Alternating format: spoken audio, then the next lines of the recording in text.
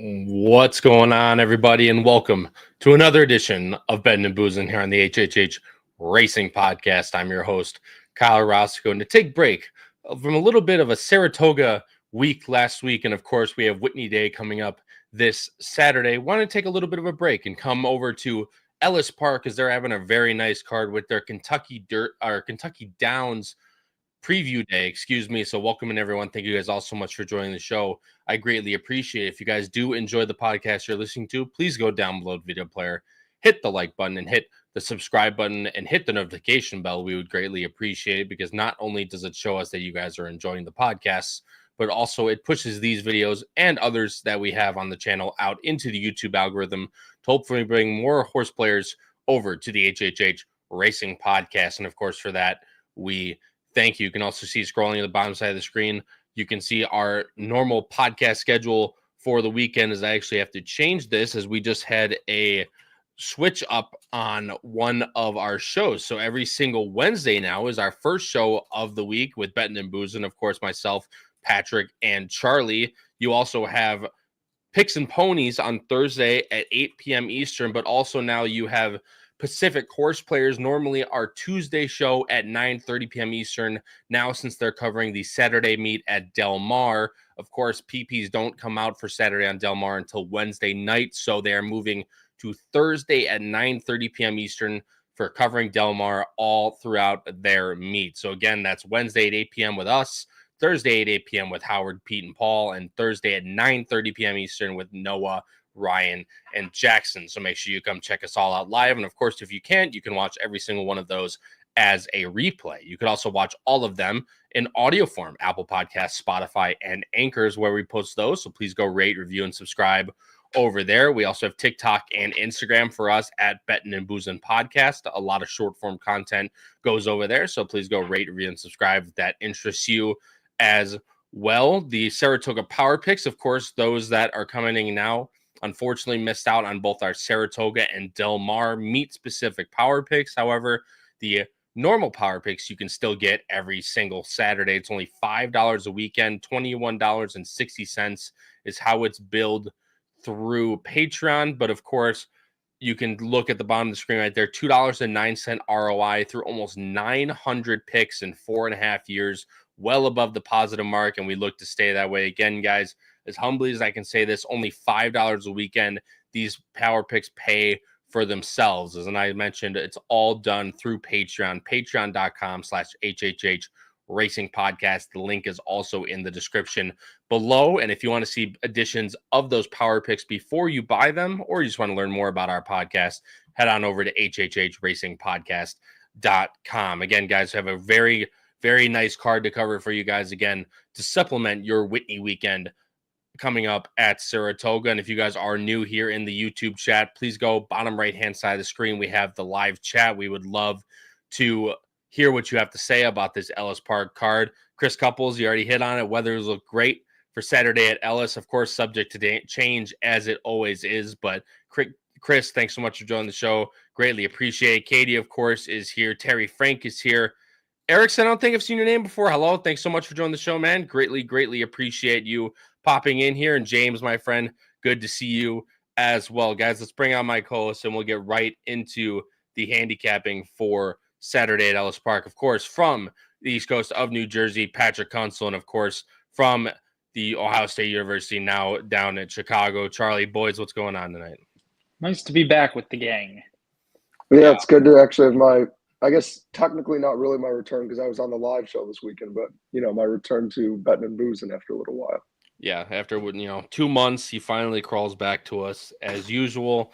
They always come back, and as you've seen, Noah been on here a couple of times. They always come back. Again, guys, please hit the subscribe button. We would greatly appreciate it. And again, let's get right into this handicapping. But of course, wouldn't be betting without the boozing. So cheers to everyone out there as we crack a beer and get right into the handicapping. Let's get into race number 6, guys, which starts the late pick 5 on Saturday at Ellis Park. It's a nice allowance going a mile on the turf. 102,000 is on the line. As you can see, there draws a field of 12 with one also eligible to the outside. The morning line favorite is the number 7, Map to the Stars, Brian Hernandez and Paul McGee at 3-1. Second choice to number 4, Unleash the Power, James Graham and Al Stahl at 9-2. And your third choice is all the way to the outside, the number 12, Pineland, Julian Leperoux and Lindsay Schultz together at 5-1. And bringing up our picks on the screen, you can see we're all going with completely different horses in this race. Patrick and I both with horses in the double digits. So going to be a very, very interesting race. Charlie, you are going also with the price 8-1 on the morning line. I guess by our picks, you can see how this race really shapes out. But Charlie, I'll let you go. What'd you like most about the number 1, the Big Lebowski? Yeah, and here I thought I was going to be the one going off the beaten path and be creative, waiting for you guys to have something more chalky, but I guess I got outdone here. Yeah, I don't know what you guys think about the sequence as a whole, but I think it's not just great, but also very competitive and should pay a lot. I have quite a few prices, but yeah, Lebowski is an interesting one. Obviously, an expensive horse that's well meant for Asmussen, was 0 for 9 prior to the last start. But if you look, this is one who's faced some pretty tough fields at the maiden special weight ranks, and yet stayed in. Pretty much every single race other than 1-3 back has been taking decent money. Ran against Reagan's Wit, who's a really nice horse, ran against 13 Colonies, who's turned out to be a nice horse, and some others that you can see that have come back to win. So I just feel like last time, really finally actually put it all together. Was 8-1 that day as well. Got up just in the nick of time. Also was at this track and distance and was a pretty decent time. I also just think he's a very tactical one. He's never too far out of it. He's usually, when he's at his best and in the right spot, is within a couple lengths. So I just think, he'll be sitting close enough. And I just trust if Keith can keep him within, 2 lengths or so and save all that ground on the rail, he's intriguing to me. And I think he's one who's only 3 here. So I think he can keep getting better. Yeah, Pat, that's kind of the one thing I saw with this horse is, it's going to be his first time facing winners, but all the rest of his races really haven't been that inspiring. And then that last one, he jumps out at, 9-1 and gets the win here. You're probably going to get, based on the morning line, you're going to get the same price here. Didn't really didn't visually impress me that last race. It was very grindy, very that type of horse. Obviously, he can get it done here if he builds off that 80, but that's why I ended up leaving him out. Yeah, and I agree with you, Kyle. I mean, I don't want to nitpick the horse too much, but I did think that last race was kind of more of the perfect trip, and it favored him considering to the half they were going under 46 seconds. They were moving there. Now the turf obviously was firm, and it was very firm. I know it was pretty dry around that time, but yeah, no, I get it, guys. We're all going different ways here, and rightfully so. I mean, the horses that we have underneath, you feel like we just can't trust, right? Yeah, and you can see we all have one horse that, before we get to our top picks, I want to talk about this 4 here. Actually, no, we'll talk about the 4 in a second because that's the only horse we all agree on that's going to be somewhere in the money, and I think with pretty good reason. Pat, you're going with the 2 Theismann here. Peter Urton brings this horse second off a little bit of a layoff. Again, this one is going to have to improve, but again, show numbers to where this horse can be competitive. Yeah, and listen, this horse is going to have to improve, like you said, Kyle, but I think there's something here. This horse, has been the intent, has had the intent, I should say, of being a good one. Just hasn't run up to standards. Obviously breaks his maiden, 4 back, which we watched in that race, went off as the slight favorite, got out of the gate slow and came on and to run really, really well. And then the last 2 races were just not very good, to say the least. And then, in the race at Churchill, the turf sprint, I don't know if the horse wants to be sprinting at all. I really don't see it. So, Kyle, I'm hoping this horse, can improve, this time out. I don't know. I'm trying to catch a price in here. I'm going to have this horse tried and, keyed in tries and stuff like that. I don't know what you guys think if this horse has any shot. But like I said, has been running really slow and does need to get much faster. It's the only thing with me, Charlie, is that this horse also wants to be in the back. And other than that one race, really hasn't shown anything to me, realistically. Again, I understand, and actually that first one was off of almost a 10-month layoff. Hasn't even finished in the money any other time but that one. So it'll be interesting to me how this horse runs, but Pat's definitely going to get paid to find out. Yeah, no, he's certainly going to get a price on this one. I think something we'll realize is as we nitpick every single one. I mean, even when we get to the 4 horse after this that we all have, I have a lot of concerns with the 4. I think the main reason which makes this race so intriguing and exciting is if you look at it deep down, this is one of those races where it's more so trying to cross off, at least in my eyes, the wrong answers than find the right one. I think a lot of these have a lot of holes you can poke at and questions. So that's why I have no issue with Pat. And especially I'm happy to see all of us trying to take swings on prices, because I think just about anyone, I mean, this is a race for me horizontally. I'd probably go 5-6 deep. And I think most horses here at least have some chance. And no matter what, I think no matter who you like in this race, this is one of those that you're going to get paid. But it's also just the nature of the race, right, Charlie, where, there's so many different things you can nitpick about a lot of these horses, which is why we're ended up going with, our lowest price of 8-1 on top. I'm going with the number 8 Mobster off the claim for Joe Sharp. This is another one that follows that same wavelength, first time facing winners. However, I feel like this horse has a lot of races that can be competitive in this field, both on dirt and on the turf. This race at Churchill came back to be really nice. S-Mark came back after that and won an allowance at Churchill Downs next time out. Granted, as the favorite and only by a head, but showed some pretty good promise there for Vicky Oliver. Fateful Lightning came back to run pretty well out of that. Only fifth by 3 3/4. However, got a 78 next time out. Ambition also came back to win very, very nicely at Churchill Downs by 5 in that race as well. Only getting a 75, but I still feel like a couple of next out winners in that race. The last race was very impressive in and off the turf race, but visually it looked very, very good to me. Getting 12-1, Joe Sharp is 20% off the claim in the last 5 years. And you're looking at, I believe, 17% over the last year alone. Again, I think this horse is a lot better going that mile distance. We'll see what happens come Saturday. But you look at the Damn Meadow Breeze as well. Yeah, no turf in there, but did have some really nice turf routers who got a 93 buyer. It's the top buyer of this horse. This is a Chad Brown trainee in late 2019, early 2020. Unfortunately, got injured, but you can see was a grade 3 winner on the turf and at the mile in the 16th distance. It was grade 3 placed as well. There's just a lot to like about the Damn progeny on this horse. A lot of other dirt, very nice dirt success for Bob Baffert and others. And also this horse was a winner on the synthetic for Eddie Keneally and also ran well on the turf there. So a bunch of different breeding angles with this horse. I'm hoping that Mobster can sit a little bit more forward as he has shown in his previous races. As you go up to here, see, there will be a decently fast pace. However, there's going to be horses that are going to be way farther back and way more bet, i.e. the 4 is the main contender for that type of thing with Unleash the Power. Pat, we all have this horse somewhere. You have in third, Charlie and I both have in second. Again, this horse makes all the sense in the world, but 2 for 22 lifetime, and it's just one of those horses that always gives his run, but just never seems to get there. Yeah, I remember watching this horse, and we're going way back into the summer. Actually, it's going to be this weekend last year, where Unleash the Power, won a nice allowance race at Saratoga, beating Gilded Kraken. And I thought this horse was going to be, going into stakes company and was going to be something pretty good. Just has not developed and needs a pace to run into, which could happen.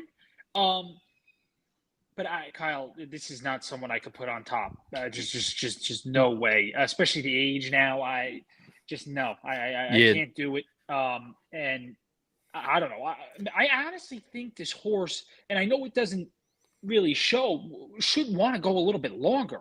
Yeah. I mean, this is just one of those horses. You hit it on the head for me. It's one of those horses that I like a lot, but it's so hard to trust this horse putting it on top with how far back this horse will be in theory. Also, you're not getting the price that I would want to trust this horse on the top end. You can see ran very well at 21-1 last time, and just a lot of middling prices in there and a whole lot of basically nothing in a lot of these races, both at the allowance and even at the claiming level too, at Fairgrounds 2 back. So Unleash the Power is one of those that I feel like you definitely need to have in there if you're playing any type of exacted trifecta, anything like that, but is definitely hard to trust on the win end. Can he win? Of course he can. If he runs any one of those races and actually shows that he can get there on the win end this year, then you can absolutely win, but definitely hard to trust. Charlie, you have the 4 again in second. Feel free to touch on anything we didn't, and then you can move into your 12, which will be one of the last horses we talk about here. Yeah, I mean, with the 4, I do think numbers-wise, there's a lot to like. I think you can't really dispute numbers-wise. He's the best horse in this field in terms of turf numbers. The problem is he doesn't really like getting it done, but that's why I agree with. I was literally going to say what you just said, Kyle. Is he just seems like probably, I think we'd all even agree on this, probably one of the safer bets to finish top 3 is absolutely one you'd want to mix around there. And I think every horse here should be a square price, so would still pay to use him that way. And honestly, horizontally wise, I would still use him defensively just because I think this race is wide open. But as you guys touched on, he is 6 now. He doesn't seem to like to actually be the one who's getting his photo taken. You're not going to get a great price on him relative to some of these others. I will say the other thing I thought was interesting, though, is that he is 1-for-1 at Ellis Park, which is just kind of interesting for me for a horse who's only 2-for-22 lifetime. So I guess at least he has that to his name to help him out as well. Look, James Graham gave him 2 great rides the last 2 efforts. Quite honestly, last time I thought he was going to win when I watched the replay, but just couldn't get it done, and that goes back to what we've talked about with him. But again, I'd use him defensively, and he seems like a pretty safe bet to finish, somewhere in the money. I agree. And then the second to last horse we're going to talk about real quick, Charlie, Pineland, all the way to the outside. First time turf last time, ran really well. I think it's a completely different beast in here this time. However, still one that could definitely finish in the money. Yeah, completely agree. For me, this one was kind of similar angle to going with the 1. Obviously, very different career paths as this one's been only on dirt, but just looking for upside here with the 1, seeing it more as a younger horse that could get better, whereas with the 12, that was the first time trying out the turf and was pretty poorly placed and was honestly right there and just missed. And I just feel like the key for Leparoux is going to be, can he clear? I'm not saying this horse has to wire the field, but can he clear enough that he's sitting right off and isn't caught 4 or 5 wide? And if so, I just like his upside. Again, for some of these others, they've been tried and tested, and we've seen issues. At least for this one, has only had 1 chance to run on the turf, and it was a nice effort. So maybe, this one can get a decent trip and build off, but that's going to be the clear part. Because if Leparoux can't clear and get in a decent spot, this horse's race is probably over. So I don't love 5-1 for that, but I certainly would use this one horizontally and think this one's a shot. I completely agree with you. And then, Pat, the only other horse we have in there is Map to the Stars. This is one that 3-1 morning line. I mean, granted, this horse has run some very bang-up races, but none have included the turf whatsoever. So 3-1 is definitely not something I'd want to take on a horse like this, but absolutely can win, even if he runs anywhere close to what he's run on dirt. Yeah, it's the common theme here, right? You just can't trust anybody at a low price. If the dirt form transfers over to the grass, this horse should be, quite honestly, close to a heavy favorite.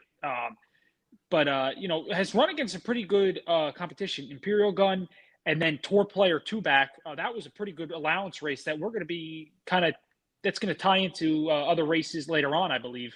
Map to the Stars does fit, but we got to see if likes the surface. Yeah, no, and like I said, we took a pretty decent time with that race, but we have so many different horses, and there's so many different ways you can go. The next to these races should be decently not as wide open, but still a very nice card to talk about here. I'm going 8-4-7 in race 6 to kick off the late pick 5. Pat's going 2-7-4. Charlie's going 1-4-12. Lots of different ways, and lots of different people in the chat. Greatly appreciate it. Erickson does like the 8, so it's good to see for me. And Jeffrey Wilson, my friend, thanks so much for joining the show again. Greatly appreciate your support as always. And someone asked Terry Frank said, how is Tyler Gaffalione riding since his return? I believe he's won half his races since he came back. So I think he's like 6-for-13 or something absolutely ridiculous at Ellis Park. So we all knew Tyler would come back with a big swing. Guys, let's move on to race number 7 here. And that is another nice allowance optional, 50,000 going 6 furlongs on the dirt. And switching over our picks right now, we all have the same horse on top. That's number 8, Cat on Time, for the aforementioned Tyler Gaffalione, David Jacobson. Your second choice at 4-1. Your morning line favorites, number 3, Pinfire, Axel Concepcion, Mike Tomlinson at 3-1. Your third choice is the number 5, Deer District, for Brian Hernandez and Dallas Stewart. Charlie and Pat both have the same exact picks going with the top 3. I threw the number 2 in there. However, it easily can come 8-5-3. Pat, I'll let you talk first. Charlie talked first last time. Again, I'm surprised we all have this horse on top, but I'm also really not surprised at all. Cat on Time has run some very big races for David Jacobson. Now looks to do the same exact thing here. Yeah, it's hard to trust Mr. Jacobson more times than not. But I just couldn't get over the fact that this horse's best race is pretty good. And rewatched that last race on YouTube against Tour Player, which we talked about before. Horse just never had a comfortable trip at all and did go off, as the favorite in there. And then the last two races, and the horse ended up almost winning two back. Just got out of the gate slow and was in the sixth path in the stretch and ran huge. So I just this horse has been bet in every race. If I can get 4-1 on this horse in this spot, oh my gosh, that would be great. I don't know if you guys have anything else you want to add, because I won't go on too long because we'll have the horse. But this horse's best race should definitely be the favorite. Yeah, I mean, I agree with you, Charlie. I'll let you touch on before I mention anything. But that last race, I really thought he had a big excuse. They went like 50 flat to the half mile, or 50-2, I think, actually, to the half mile at Churchill Downs. That is very, very slow. Yeah. I think that's for that reason. I really think that's the only reason Deer District is there, was there at the end, which is why I didn't have him anywhere. And to be completely honest, I think Deer District should have won that last race if that horse was still any good. But those three races before that easily put this horse in the win contender form in here. Yeah, I will say I'm a little surprised we all were this much in agreement, because I thought not as open as the last race, but I thought this race was at least a little open enough that we went all the same one on top. But no, I echo a lot of what Pat said. The only thing just for me is I like this distance more for this horse. For me, visually watching this one, obviously the numbers back it as well, but those efforts at 6 and 6.5, I just liked more. Again, I don't think the setup was there as well, but this is one who used to be going longer, mile plus, and then, David Jacobson off the claim or the trainer switch had decided to cut this one back, and that really seemed to revitalize his career again and showed all this progress. So again, I don't think the pace worked out in his favor anyway, but gets Tyler G as well, which is a nice jockey upgrade. Gets back to a distance where, at least based off his previous form, looks to be the right ability. And I do think, especially with this favorite in the race, and I know we'll get to the three later as well as some others, I do think there's enough pace that Tyler will make sure this one, isn't too far back, but also enough pace that it's not like last race where, they were crawling. Yeah, I think I would love to see the 62.5 effort from him again, somewhere in that mid-pack range, because that's the reason why I have the 3 in second. I really think the 3 can probably just escape with this race. Like that lad, like two back at Churchill Downs. He does very well when he's on the lead by himself. Doesn't do very well when someone's pressuring him down his neck. Doesn't look to have that in this race. There is a horse that's going to be close. I believe it's the number 9. Big Effect in this race, is not slow by any means. But if Pinfire gets out to the lead, I like the inside draw for a horse like this. Definitely is going to find himself on the lead, and most likely will find himself without too much pace pressure. So if not at the front, I think that he's definitely going to be, and I think just off that 100 buyer alone, I think he might be the favorite in here as they have it on the morning line. So Pinfire is definitely one I think can stay in there. You guys both have Deer District, and then I'll talk about one more horse, then I'll move on. Pat, again, this horse has run some very nice races and has run some complete duds in the past. This is one of those horses that I always liked at Keeneland to run a nice race. But again, the last race, for me, the reason I don't have him in there, because he sat right off a pretty cold pace and probably should have won that race. But again, if he's going to sit right off, just in behind the 3, the 3 doesn't have it that day, he can easily finish in the money. Yeah, Kyle, I do agree with what you're saying about the last race. You make a very, very valid point. I just think this horse is, run consistently in a race that the numbers fit perfectly. I don't know if I'd bet this horse to win it all, but I think this horse is one of, just is kind of more of the class and should be able to get a top 3 placing. But other than that, I do hear what you're saying. I just couldn't get on board with pretty much anybody else. Yeah, no, I completely, obviously we all agree, considering we all have the 8 on top. Charlie, obviously, again, you have the same exact as Pat. Anything you want to add before we move on? Yeah, no, again, I don't disagree with what you guys are saying about the horse to 1. For me, this is purely a pace angle. I don't really think Deer District is all that impressive, but you do look, and this is one that likes to finish in second and third quite a bit and not win. And I just feel like with the pace scenario and where this one will be, I just have a feeling Dietrich will sort of naturally create himself the right trip where he just runs a decent second or third, and I just think he has a good chance of the money. And I'm just kind of hoping for the 3, like you said, there's the 9. I know the 10 on the outside is also going to have to send.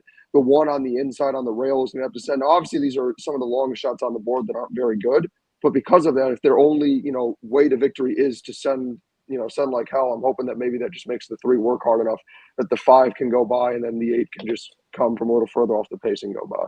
Completely agree with you, and we all hope that same exact thing happens. I'm going 8-3-2. Pat's going 8-5-3, and Charlie's also has the same 8-5-3. Guys, let's move on to race number 3, and this starts the Kentucky. I keep saying Kentucky Derby. Kentucky Downs preview day. I think the preview day for the Kentucky Derby's gone a little bit far by the wayside, if there even was one. This is a Kentucky Downs preview for the Nashville Derby. It's a field of 9 for $250,000, going a mile and an eighth on the turf. Morning line favorite is the number 4 Native Runner, Brian Hernandez, Kenny McPeak. It's 7-2. Second choice, the number 9 Siesta Key, Florent Giroux, Brad Cox at 4-1.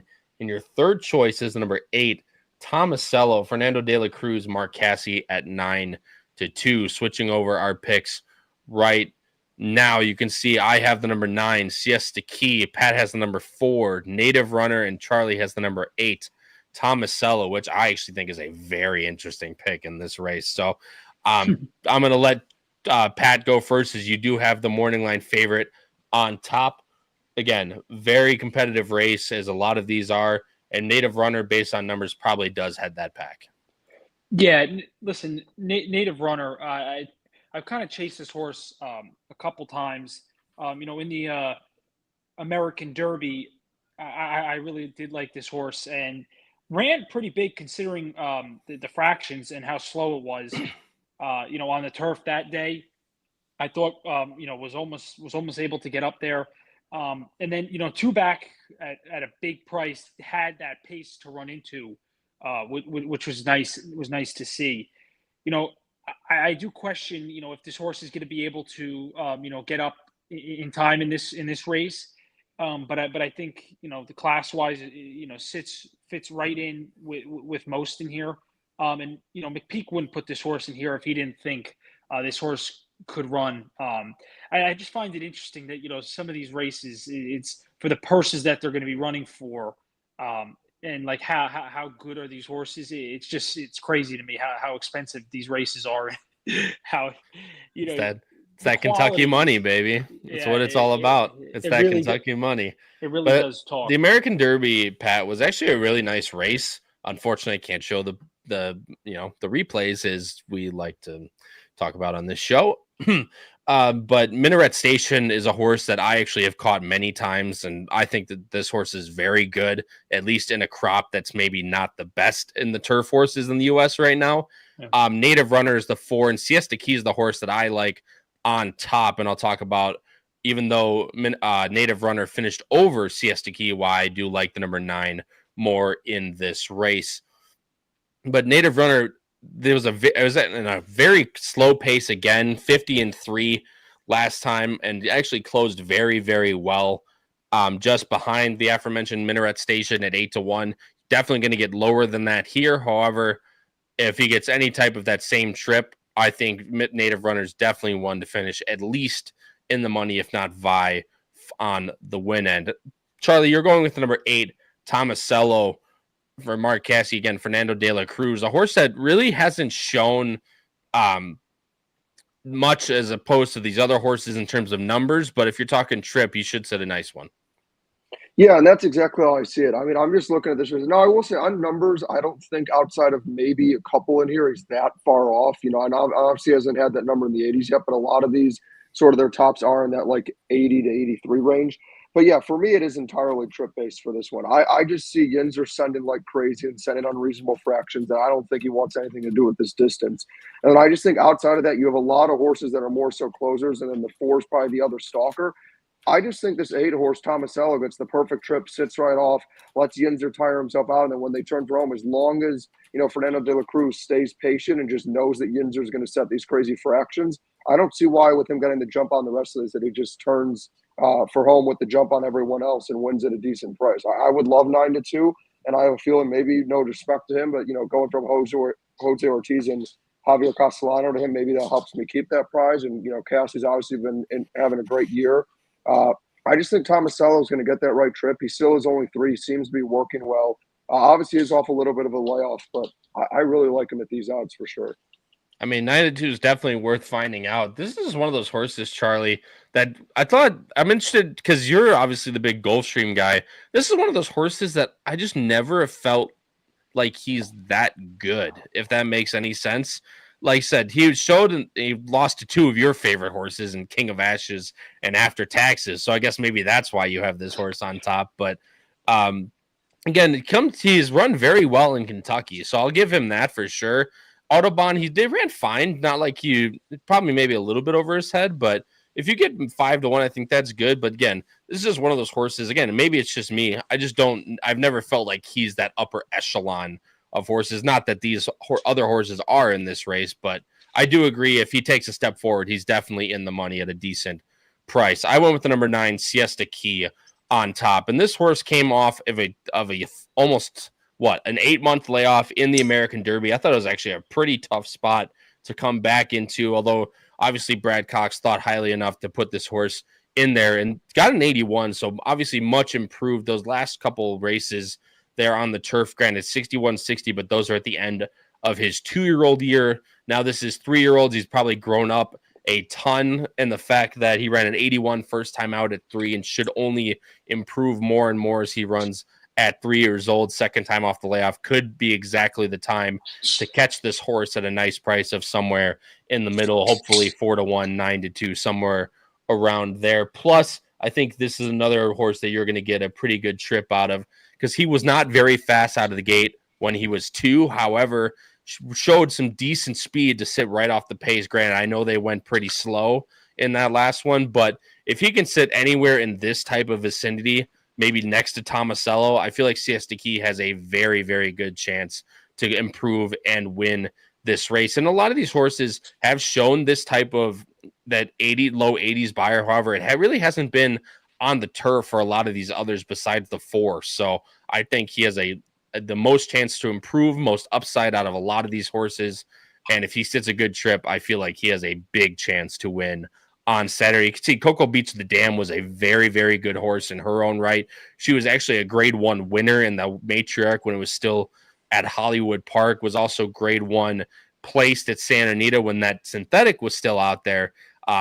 Again, I don't remember that. Maybe I'm just completely dating myself as usual, but still, Dam was very, very good. And you can look at the sibling PPs as well. Imperia was a fantastic horse in the middle of the 2010s for Kieran McLaughlin, was a grade 3 winner on the turf at Belmont Park. Lido also for Kieran McLaughlin was very good, was a multiple allowance winner at a mile and the 16th on the turf. And then, of course, you have Siesta Key. So very high on Siesta Key for Saturday, although there's a lot of others in here, I think, that have some very good chances, I mentioned before. Charlie, real quick on Esmark, and then I'll let you talk about your third pick in the number 1, Macero. But Esmark was a horse I tried to catch at Keeneland second time, didn't run the best. However, came back and has showed that this horse is very good. Another one that could take another step forward here as he runs deeper into his 3-year-old year. Yeah, and I just think he's really shown some nice improvement in these last 2 races. And again, he's only 3, was well meant, is very lightly raced. Just visually to me also seems, obviously the numbers showed as well, but visually seems to be getting better and better as well. Don't love that Luan Machado's aboard, but we can work with it. But I like the 6-1 price. I think this one has a chance, though. The one thing I will say working against it is maybe the pace setup, but I also think at the same time this one wants more distance, and maybe on the stretch out can show a little more pace. And obviously you guys can kind of see it with who my top 3 were. I'm kind of the opposite of the angle you and Pat are going with. I didn't like that American Derby field at all. I know Reagan's Wit was the big favorite and scratched out. I thought outside of that, it was a pretty awful field, and that Tistastic was maybe one of the worst favorites we've ever seen. And maybe I'm just salty because that also got me stuffed into a locker. But I think Minaret Station's a nice horse. When I watched that replay, I kind of just saw like a bunch of very average turf horses. So I'm just going to hope that maybe people bet that race that way, and I can take advantage of it. That being said, I also know, Thomas Sell's a very average horse, and maybe as I'm talking myself into Asmark, if the setup was a little better, I probably would have put this one on top, to be honest, before I realized I was having my closer syndrome, which goes into the one horse in Macero, who is a horse who I know Kyle does not like because of that States Right race where he should have lost to that horse, but got an interesting ride, shall we say. But yeah, Macero obviously last time had a horrible start, never really had a chance to get into that race. Curious to see how he comes back. Again, I think the distance suits him well. I think for a lot of these, they want more distance, but I don't know if the setup works out for them well. And it could be one of those races where it works out better for a horse who's maybe not as good, like a Tomasello, up against the right setup. But if Macero comes back like that race 2 back and can maybe sit a little closer, I think also makes sense here. I think Macero makes a ton of sense. Obviously, Erickson thinks so as well in the chat. Last race was just one of those races that was too bad to be true. So I definitely agree with drawing a line through it and trying to get this horse again drawn on the rail. Corey Lannery aboard. Pat, the only other horse we need to talk about is your other horse you have in second is Yinzer, horse that's talked about in this, iffy pace scenario. He's going to be the one on the lead. Yeah, he got pretty courageous last time on the lead too. They were moved. They weren't going slow in that spot. So I don't know. I get a little nervous when I see a horse with the lead this big on time for him, and I think this horse has talent. Just look at the connections and the price tag. I think there's more here, obviously. This horse has obviously been a disappointment considering what he once was. But yeah, no, I just think other than the 4, I think the 2 Yinzer could take them most of the way in here. But there is some that I feel could be pretty quality. Going down the road.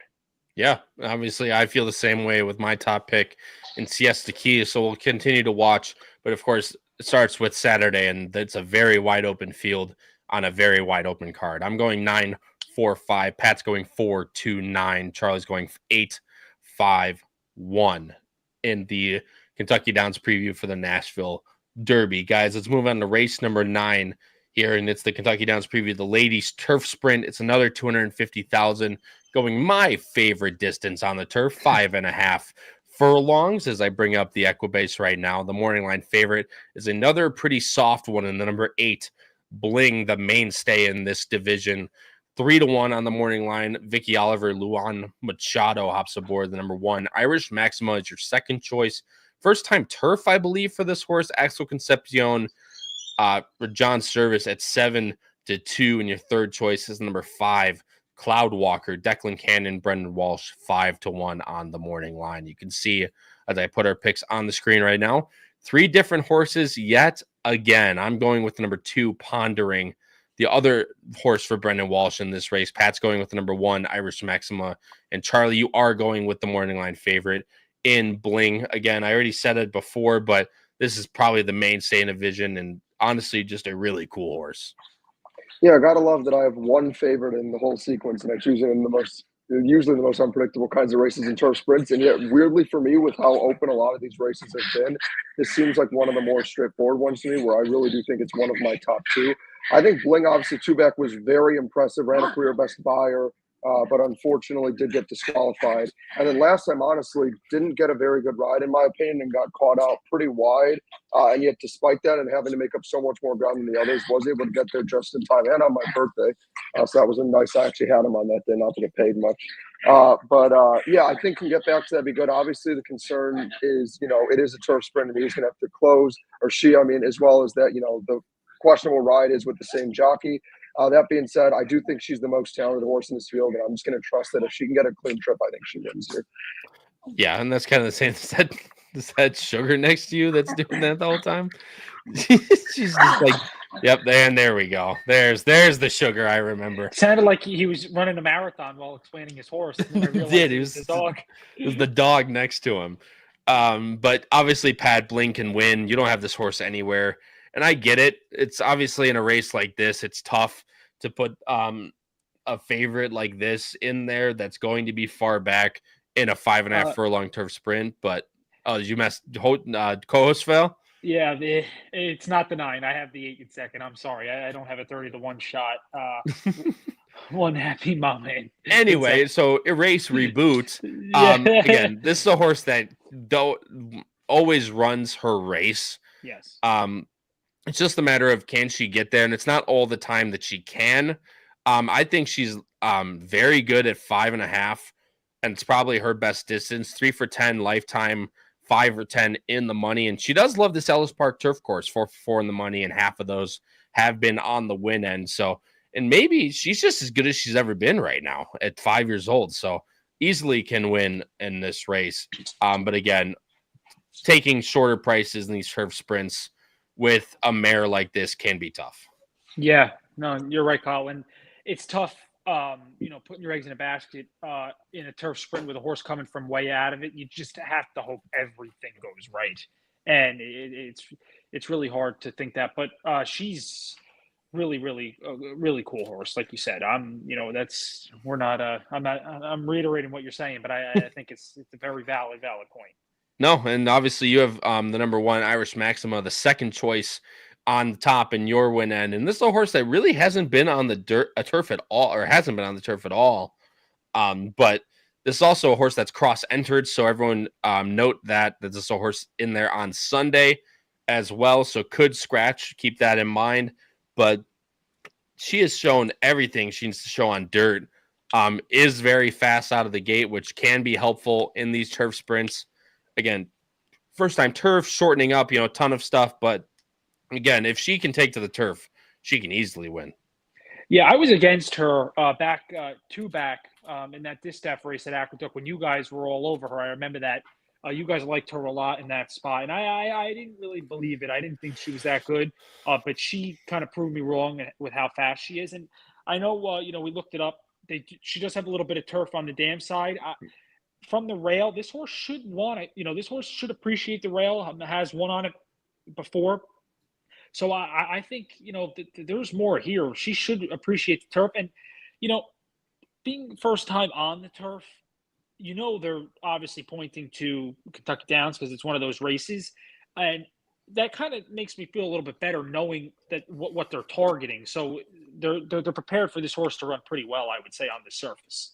Yeah, and obviously the nice thing is that this doesn't work like a normal prep, right? Sometimes when horses get in these preps, you're worried about them, not being fully cranked or whatever. But if they win these races, they're all fees paid into these Kentucky Downs races. So you assume that they're revved up and ready to go, barring but there's really no shoe-in favorites in any of these races at all. So, maybe you get a horse that's like out of the Chad Brown barn or something like that maybe just needs this race to be able to get into Kentucky Downs as a little bit as that of a prep, but there's really none of those types of horses in this field. So makes me think that these horses are all running their hearts out to hopefully get all fees, expenses paid trip to Kentucky Downs in September.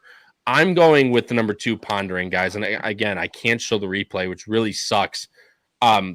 She ran a winning race last time in the P patch, got run down by a nice horse in Maytown, who really Pondering was the only one to be anywhere near the top flight to stay in for any type of a piece in here. Lovely Emma was up front. Of course, shout out to my wife. That's every time that horse runs, it gets put in the group chat saying you better bet this horse or else. But really, you see, Pondering was fifth. Excuse me, but the winner was 8th. The third horse was 9th. The 4th place horse was 7th. So really, the only one anywhere near the pace that ended up picking up anything late in the race. And she ran a winning race. She got the lead at the top and just got run down by Maytown. And I think basically pairing up top buyers between the 84 at Indiana, where she was ultra impressive, and then 83 in the P patch. I think she has every single right to run her best race in here. She gets Tyler Gaffalione aboard. Brendan Walsh training lights out in Kentucky as usual. I think they really found a home for her in this 5.5, 5 flat turf sprint division. And although you guys know how much I hate betting turf sprints, and if this horse goes off at 6-1, it might have to be a play for a horse I think might be a player down the line in something like Keeneland in Kentucky Downs in September, and then Keeneland in October with the Godolphin horse, the number 2 pondering. None of you, Pat, you have this horse in third. Pat, Charlie doesn't have this horse anywhere. I'm interested to see why neither of you. I mean, obviously, Pat, you like the horse a little bit, but Charlie, you don't have this horse anywhere. A little interested to see why you guys don't have this horse near the top end. Yeah, no, for me, I just visually, it wasn't quite there for me. Obviously, now the fact that Tyler G is aboard makes me a little more intrigued, but I just don't really think he's faced much. Now, I will say, I think Maytown is a really nice, sorry, she hasn't faced much. So I do think Maytown's a nice horse, but I also felt like she had every chance to win and just couldn't hold off. And I liked her a little more at 5. Now, granted, again, I think in that race at Indy, she didn't really face much, but maybe 5 flat is a little bit better for her. Now, I know she's not like a true speed type. She's going to be a little more off the pace, but for me, I also just didn't really see that sort of convincing kick where either I trust that she'll get there in time or if she's on the lead, they can hold them off. I just visually, to me, don't think she's at the level of some of these others. I think she absolutely could finish in the money. I'm also just worried with it being Godolphin, Walsh, and Gaffalione that this horse is going to end up getting bet down to like second choice. And for me, if it was 6-1, yeah, I'd consider putting her on top, or I'd consider, using her in horizontals. But this is where I'm going to try to be because I have a feeling you're going to be getting somewhere around 7-2 or 4-1 or lower. And for me, that's just not worth it. And that's something that I'm worried about as well. I think you hit that on the nose. The last thing I wanted to point out, Charlie, you have the 5 Cloudwalker in there as well, and then we will take and then we'll move on into the last race of the day. Last race we'll talk about, of course, is Cloudwalker. Like I mentioned, the other Brendan Walsh in this race, Declan Cannon, hops aboard this one, which is actually why I actually like pondering a lot more than Cloudwalker, because Tyler Gaffalione's ridden this horse many times before and is definitely the top rider for Brendan Walsh when he can get him. But he ran a very good race last time against Bling. I was going to have to put it together again here, but last time I feel like, and I figured you're going to touch on this. Last time this horse showed a completely different side to her. Never really been near the lead in any of her previous races and ran very well, considering. Yeah, she showed the side of her that I've been begging for her to show. Shout out Flying Dutchman owners of Big Truz. But yeah, this is a horse that well for us. I have a really big love-hate relationship with a lot more hate, to be honest with you. Has cost me a lot of money back in the day, but the thing I do have to give her credit for is she does try, and she does normally find herself in or near the money. Now, the big frustration with her has always been what you were just touching on. Obviously, she had that one race at Keeneland in 24 where she did fly from the clouds and actually get there in time. Fortunately, that was the one time I've won on her. Unfortunately, ever since then, it's been downhill. But normally, she's just left herself with too much work to do. And when I've watched her actually start to pick up speed, you can see the talent is there. It's just always, why is she sitting so far back? Because she doesn't have quite enough of that devastating kick, along with the short distance, to really be able to get away with sitting that far back. And then last time, maybe it just took a little bit too much out of her of trying to sit quite that close when you consider what the fractions were, that it's not like they were, walking by any means. So I just feel like, though, if she can be a little more tactical like that again, now I do agree with you, not having Tyler G is certainly a concern, but at the same time, at least I should get a better price. I think Cloudwalker is a pretty safe bet to finish in the money since, 7 out of 12 times that's what she's done. And it seems like that's what she likes to do, but not necessarily win. So I do think she'll finish somewhere in the money, but yeah, not having Tyler is a concern. But if she can replicate that effort like last time where she sits a little closer, I think she's a lot more dangerous. But if she does kind of go back to sitting at the back, then she's nothing more than a horse that'll finish underneath. Yeah, and I think that's a very fitting way to put her in a very fitting way to end this race. I'm going 2-8-3. Pat's going 1-8-2. Charlie's going 8-5-1. The Kentucky Downs preview, ladies turf sprints. And before we get on to the last race of the day, guys, if you guys are enjoying the show, we would greatly appreciate it if you go down the below the video player, hit the like button, and hit the subscribe button. Again, it's completely free to do, and it's the best way to help out our channel. Again, not only does it show us that you guys enjoy these types of podcasts, but also it'll push these videos out into YouTube's algorithm to hopefully bring more people to the HHH Racing Podcast. So, of course, we thank you if you do that. Guys, this is the last race of the day, race number 10, Kentucky Downs preview, Mint Million Turf Mile Stakes. It's a field of 12 for $250,000 going a mile on the turf. And the morning line favorite, this is the biggest one of the entire sequence, number 2, Mercante, Joe Ramos at 2-1. Second choice, number 1, Taking Candy, Brian Hernandez, Cherie DeVoe at 4-1. And your only other horse in the single-digit odds is the number 6, Encino, Luan Machado, Brad Cox at 8-1. I pull up our picks on the screen right now. You can see we're all going with different horses yet again. I'm going with the 1 Taking Candy. Pat's going with the number 2 Mercante. Charlie's going with the number 7 Green Light. And we actually all have this horse in here. So I'm very excited to see that you have that horse on top. However, I will let Pat go first as he does have the morning line favorite on top with number 2 Mercante.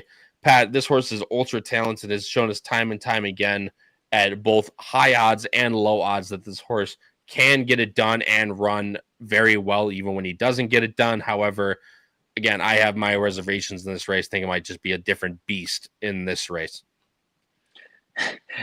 You think it's a different beast, or is it a little bit of a favoritism towards Nope, that I promise. I was going to say the same thing, about Pat. it. I'm with you, Pat.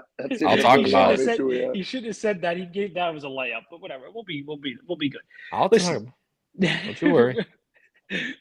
Mercante, this horse runs his race every time. I mean, it's impressive. These are the types of horses that you really got to appreciate, especially at any odds. And that's kind of why I put this horse on top, Kyle. I thought that Turf Classic, oh God, he ran lights out. On a turf course that was good that day. It was. I thought the horse ran really, really well in there. And then, last out in the Arlington, ended up, winning by a neck over Brilliant Birdie.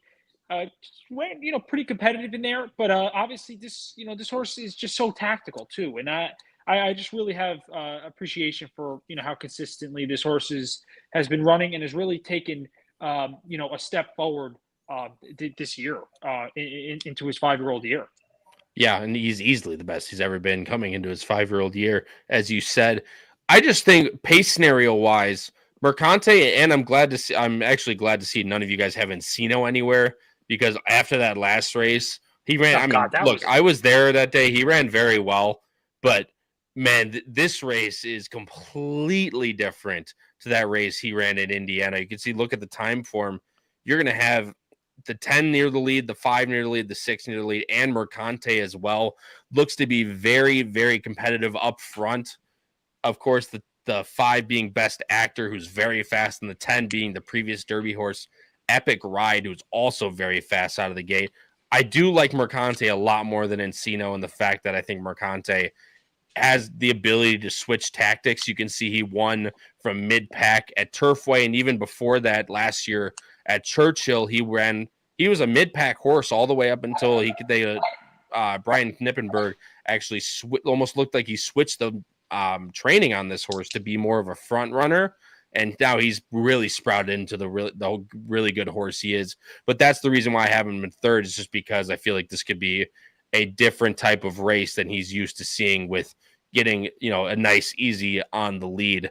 And also, this is shortening him back up to a mile versus a mile and a 16th, where he has run very nice before.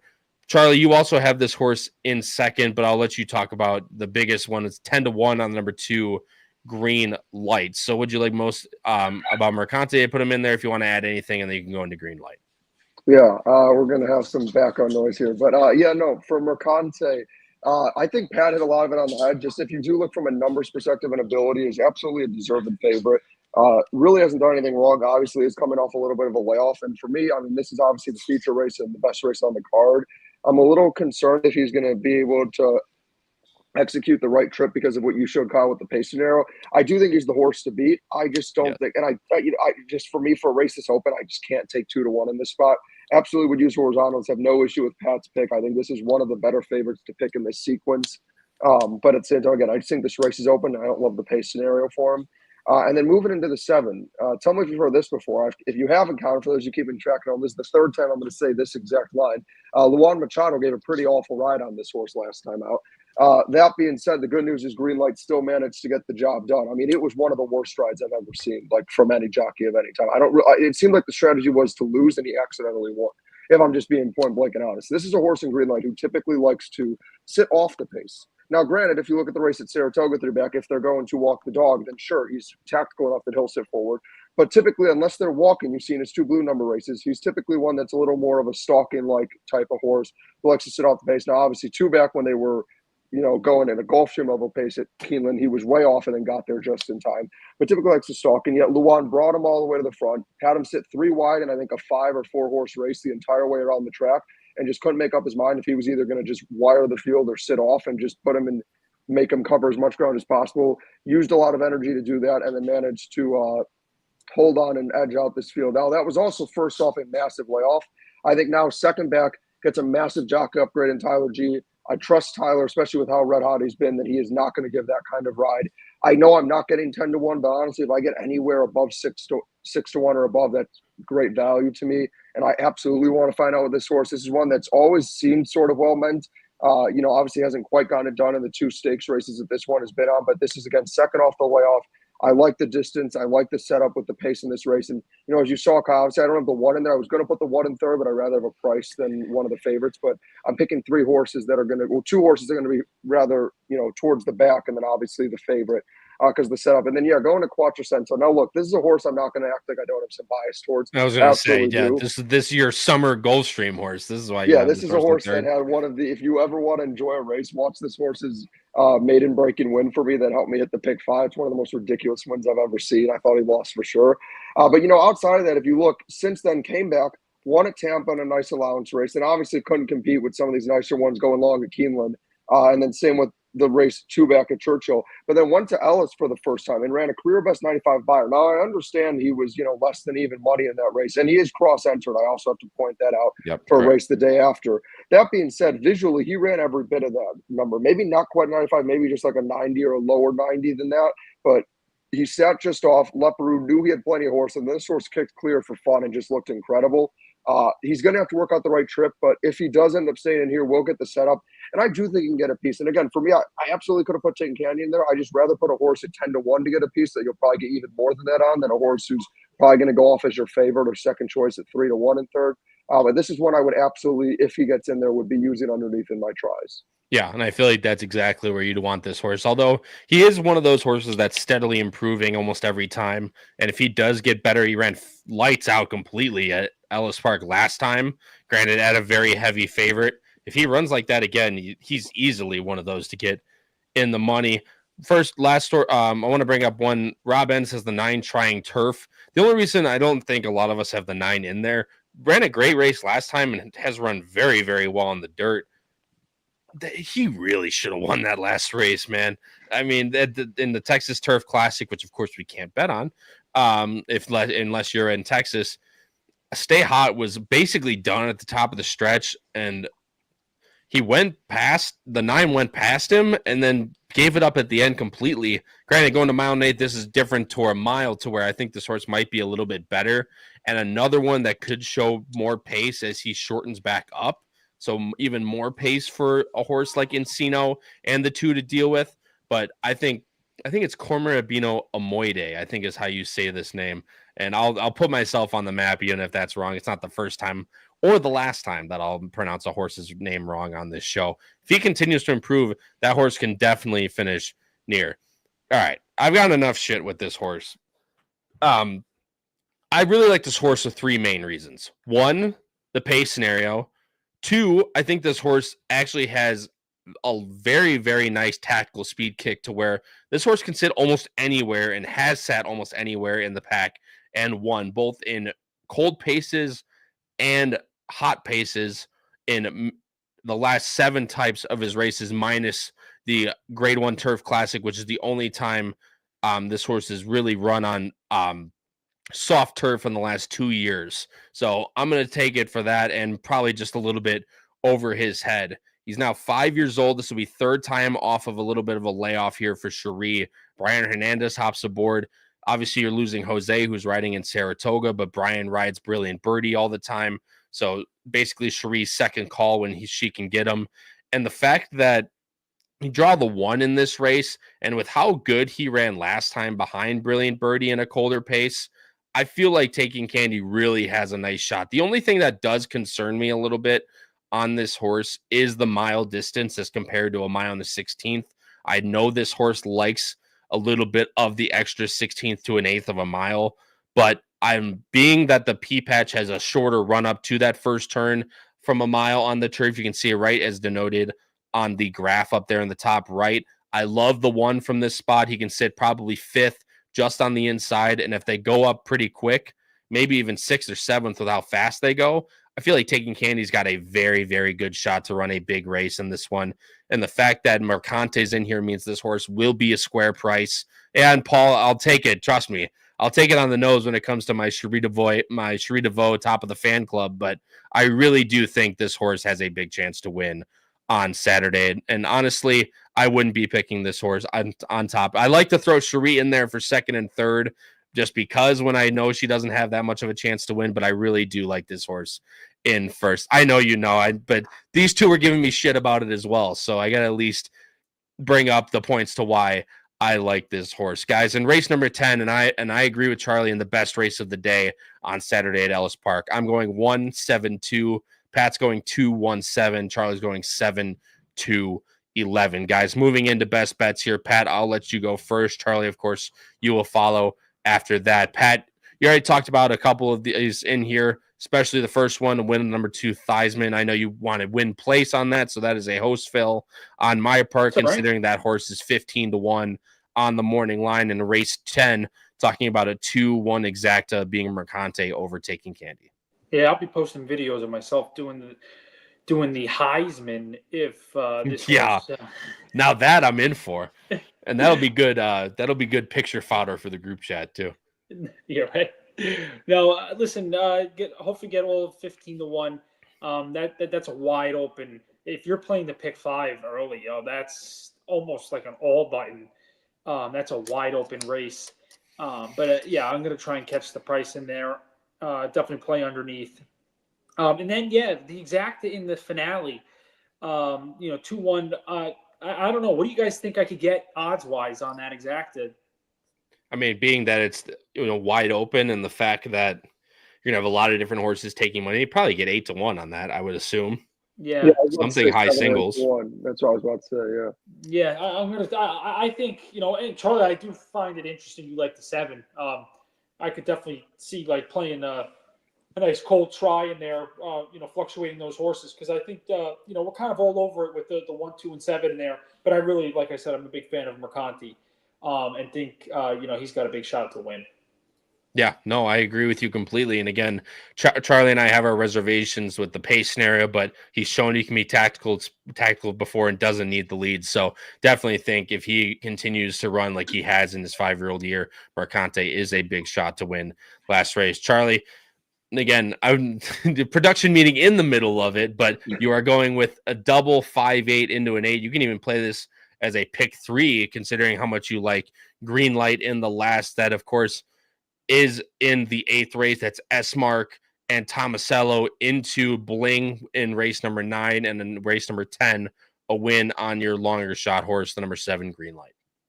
Yeah, look, I think S-Mark, honestly, potential-wise, has the ability to become the best horse in that race. I'm just a little concerned about the setup, but I think maybe with it being a little longer, can be a little more tactical and continue to improve. Otherwise, again, I think Tomasello, is one that they've always had expectations for, and I think it's coming out of a nice race. I really do like World Beater. I think that's one who's continuing to get better on turf. And I do think King of Ashes, all jokes aside, if you look, yes, it's been long odds, but it's continuously been running in the money against much better. So I do think that's a race that could age well. And that, Tomasello is kind of one where, has he always looked that convincing? No, but what he has done well is when he's had the setups his way, even when I've been trying to beat him. Something I've learned about him is when I try to beat him in races where I'm like, I don't think he's that good, but it looks like it sets up perfectly for him. He wins those races. So I want to have him there as well. And then Bling, I know it's a turf sprint, but I really do think he's actually the most likely winner of all the favorites. Just quite frankly, I don't think that turf sprint race has that many proven turf sprinters. I think the numbers lay over the field, and if, with a decent trip, is the horse to beat there. And then going into Green Light, we already talked about this one, but I absolutely love the price I'm getting on this one. I think Pat's pick with the 2 makes a ton of sense. I think horizontally wise, I would definitely be using each of your top choices. And honestly, kind of building off what Pat was saying, maybe I'd even do something where I have a win bet on Green Light and then do something where I'm playing Green Light in exactas and tries underneath. And, kind of building off that, if I could give a third bet, again, I didn't give this because I don't know if the horse is running it, but again, we talked about it, but Quattrocento getting mixed into the try somewhere is another one I'd like to use with the pace setup. No, absolutely. And good luck with your best bets, Charlie, on Saturday. I'm going with the win. I'm going 2 separate win bets. I talked about them at length, so I won't bore you guys again here. Race number 8, a win on the number 9, Siesta Key. And if a certain someone does something that he always does, there will be a meme being sent into the group chat for sure in that race. And in race number 10, a win, the number 1 taking Candy again. Both second choices, both middling prices, but I think both have a very, very high chance to win come Saturday at Ellis Park. Guys, that'll wrap up another edition of Bettin N Boozin here on the HHH Racing Podcast. Again, to supplement your Whitney weekend, we cover Saratoga a lot on this show, especially throughout the summer, but it's always nice to throw in a little bit of a different track when we can, with Ellis Park having such a big day in preparation for Kentucky Downs. I love covering a bit of Kentucky racing, so definitely want to throw it in when we can, but greatly appreciate everyone watching. We've had a fantastic viewership all the way through. And again, if you're watching this as a replay, comment down below the video player and comment your best bet for Saturday at Ellis Park. For my co-hosts, Patrick Hunsel and Charlie Freeman, this has been your host, Kyle Roscoe, and episode 141 of Bettin N Boozin here on the HHH Racing Podcast, covering Kentucky Downs Preview Day at Ellis Park. And until next time, everybody, crush those bets, win those photos, and stay safe, everyone. We'll see you in the next one. Have a good night.